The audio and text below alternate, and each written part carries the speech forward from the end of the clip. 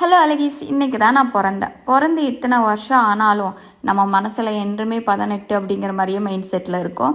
நம்மளுக்கு இவ்வளோ வயசு ஆயிடுச்சுன்னா அடுத்தவங்க சொல்கிறப்போ தான் என்னடா இவ்வளோ வயசாகுது, நாள் இவ்வளோ ஃபாஸ்ட்டாக போகுதுன்னு ஒரு பயம் வரும்.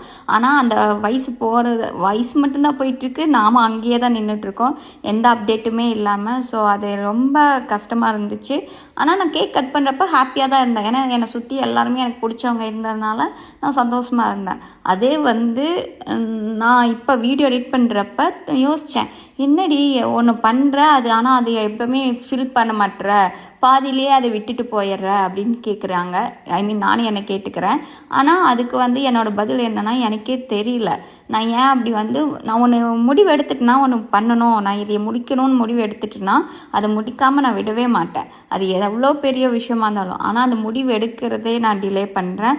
ஸோ அடுத்த வருஷம் இந்நேரம் பெரிய அப்டேட்டோடு உங்ககிட்ட நான் சொல்லுவேன். கண்டிப்பாக இதே மாதிரி ஒரு வீடியோ அடுத்த வருஷம் நான் போடுவேன். அந்த மூமெண்ட் நான் ரொம்ப ஹாப்பியாக பண்ணுவேன். ஒரு லேடி இவ்வளோ பண்ணியிருக்காங்கங்கிற அளவுக்கு வச்சு கொண்டு போவேன். ஸோ எல்லாருக்கும் தேங்க்யூ விஷ் பண்ண எல்லாத்துக்கும். Love you all.